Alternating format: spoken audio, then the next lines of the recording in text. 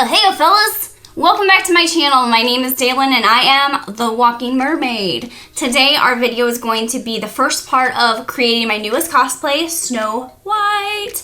She is the original princess. She started all of this, and without her we wouldn't have Ariel, we wouldn't have Frozen, we wouldn't have Tangled, and what a sad life that would be, at least for me. So I'm going to walk you through the first process. We're going to be, I don't know if you can hear that. Someone's vrooming their engine. Wow, so impressive. Anyway, so the first video is going to be pretty much starting the process of sewing, which is such a chore, cutting out all the stuff. But the end result is worth it. Anyway, I'll be starting with the bodice. I'm going to show you how I construct it and how I sew it. So without further ado, let's get started. So here are all the pieces I cut out of each fabric and what I started with. And here I am taking the underskirt pieces, which is just white cotton, and serging them on the sides and on the waistlines and on the edges, just so they stay intact and unraveled. I'm going to attach this underskirt eventually to the outer skirt just to add some comfort and some body to the whole thing.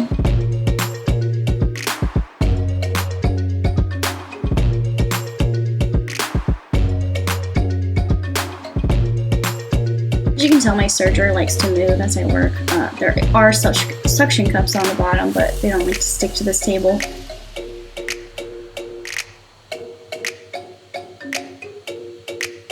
And here's the outer waistband, just serging that up too.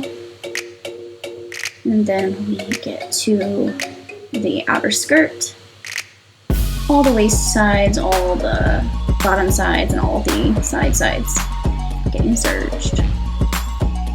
And I used a matte satin, and it's very thick and beautiful.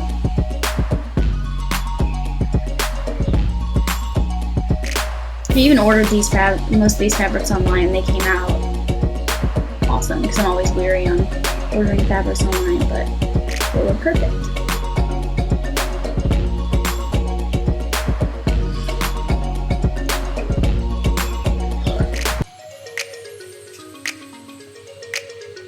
And here I am taking the inner pieces, which are made of canvas.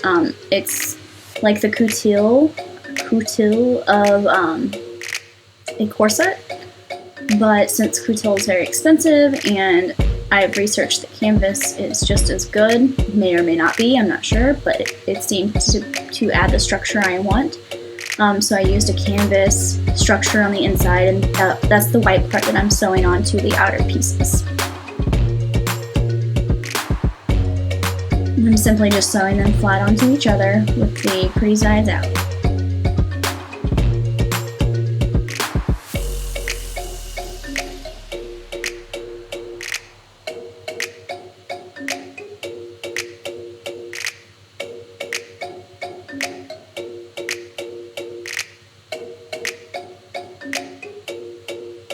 And even sped up super fast. It just took a long time. I took my time with this because velvet was so tricky for me.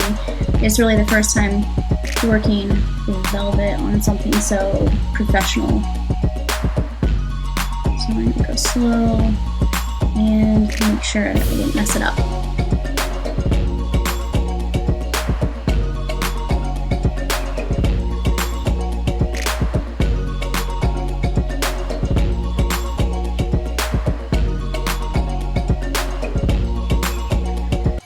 This kind of reminds me of The Sims. You see my iPad back there, I'm just like watching TV or whatever. I'm actually watching YouTube, but on The Sims, like, they just watch TV and it just goes really fast, because who plays that game at normal speed?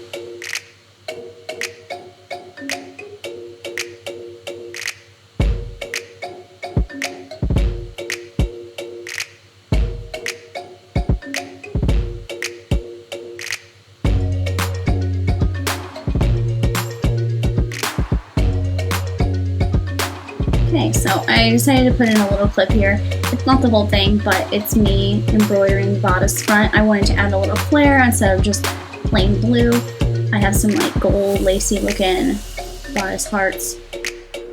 And here I'm just cutting the excess parts off for the embroidery and just simply attaching the front bodice to the side bodice to get ready to stitch it up.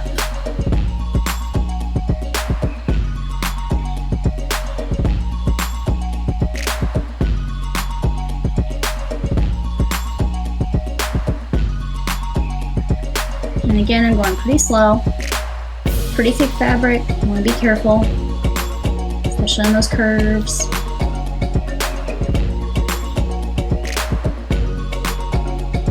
Pinning her up.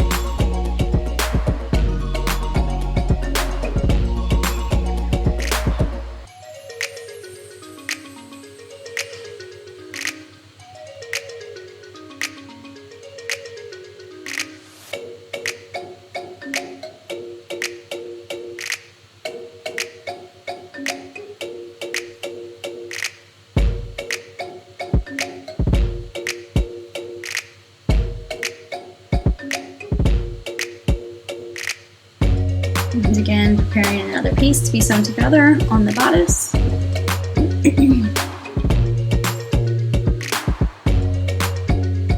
And now I am just doing all the same things to the lining, minus the canvas, just sewing the lining together. And I decided to use a contrasting color for the lining. Just a deep red, contrasting with the blue. It's very Snow White.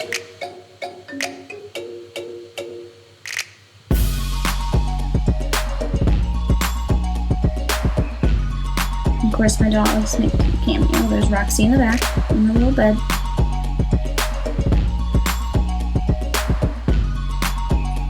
So what I'm doing here is I'm just top stitching every piece of the lining that is a copy of the bodice pieces. Top stitching just keeps the piece of fabric from stretching or anything like that while you're making it.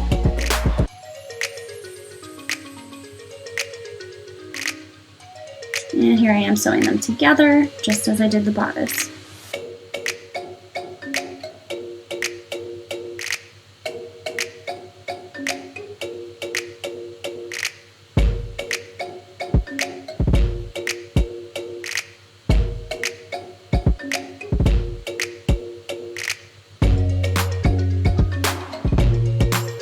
And I am putting interfacing on the lining just to add again some more structure.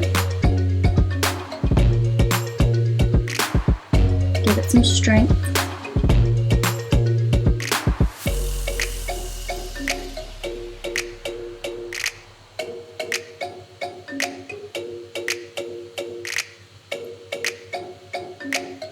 And finally, I am using metal spiral boning for the corset.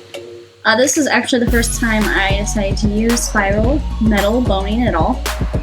I've heard good things about it, and I just wanted to kind of graduate from the plastic pieces I've been using to see how much better it performs and just kind of continue to improve my art. Now what I'm doing is I'm taking bias tape or bias binding that I've already had made. I believe that's pre-made from the store, but I just took some scraps and it didn't matter what color I used because that's going to be on the inside. I mean, you can do whatever you want, but I just had this, so I decided not to have to make or buy some new stuff. And I'm top stitching those channels or the bias tape to where the boning will have to be and making kind of just a pocket, long pocket, where the boning will insert into and rest there.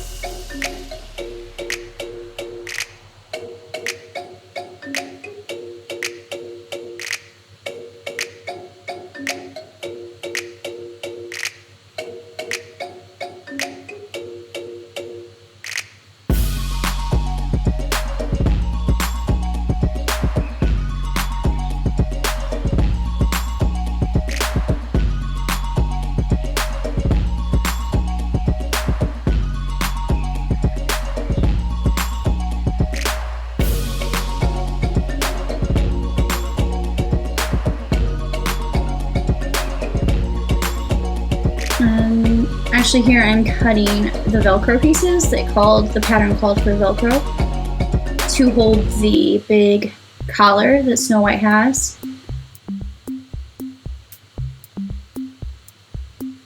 So I'm just pinning those down and simply sewing a rectangle around them.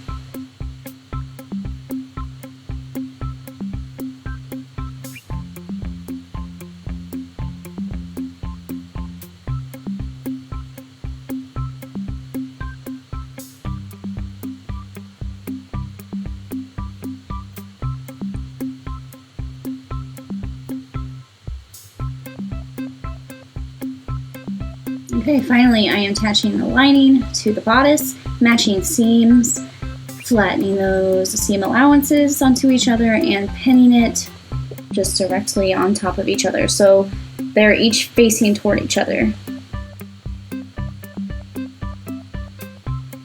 And first I'll just sew the top.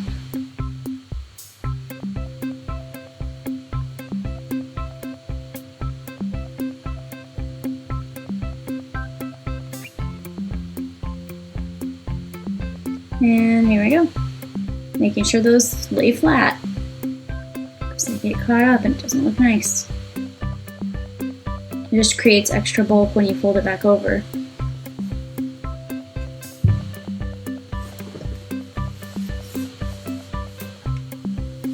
Then I am cutting little notches into the seam allowance so that when it does fold over, it isn't very bundled up. It could lay flat and look nice. That's the theme here. We want it to look good. And then trimming some areas. So here I am kind of stitching it to one another. I'm stitching the seam allowance to the lining.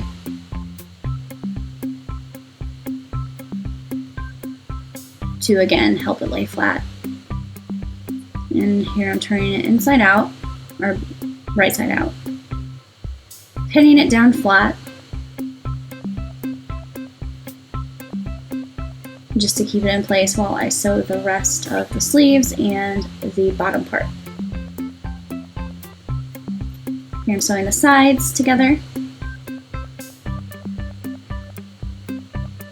Just flat, like normal. Here are the sleeves, or the armholes, not sleeves.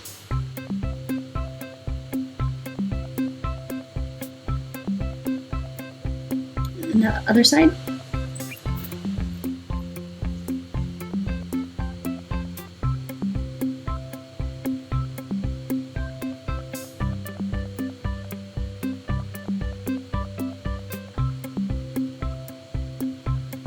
Other armhole,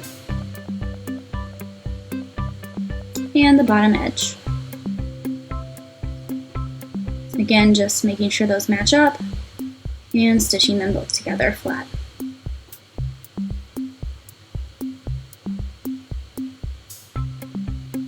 Alright, here I am making bias tape. So like I said before, I had some extra bias tape for the channels for the boning. Here I am making my own because it is going to be seen and I wanted it to match the lining fabric. Now this bias tape is going to be used on the bottom edge. It's going to sew onto the edge and then be turned in and then hand sewn into the bodice on the back, inside the bodice.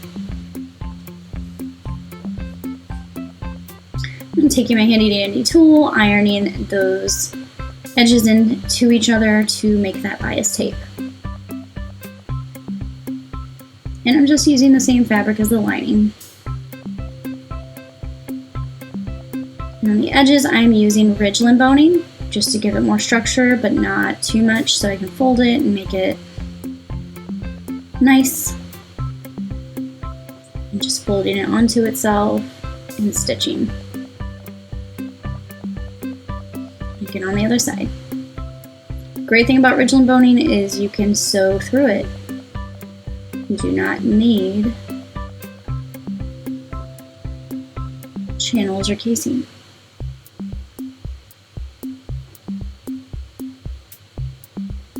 And pinning the binding onto the bottom edge, cutting those seams. I guess I skipped that sewing part. yes, I sewed it together, cut the seams, and now I'm folding it inside and pinning it to where it lays flat, and that seam is directly on the outside.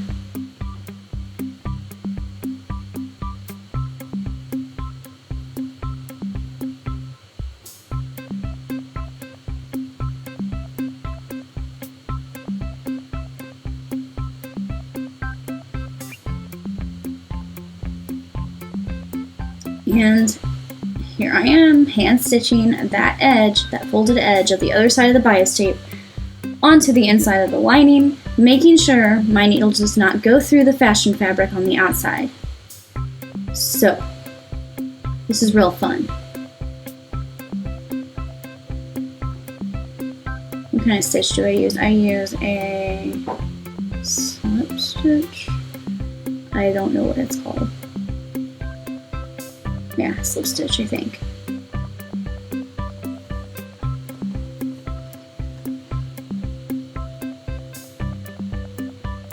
I could not have sped this up fast enough. I wanted to show the pain of hand sewing.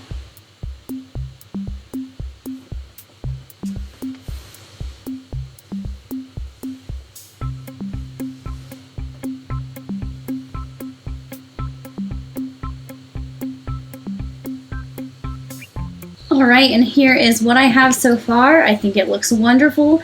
I am so excited to finish it, and here I am in the past. Well guys, that is all for the video today. I hope you enjoyed it, and I hope you stick around to see part 2. I'm not sure how many parts this is going to take, but deal with it. We'll get through it. Have a great day or night wherever it is you are, and I will see you next time.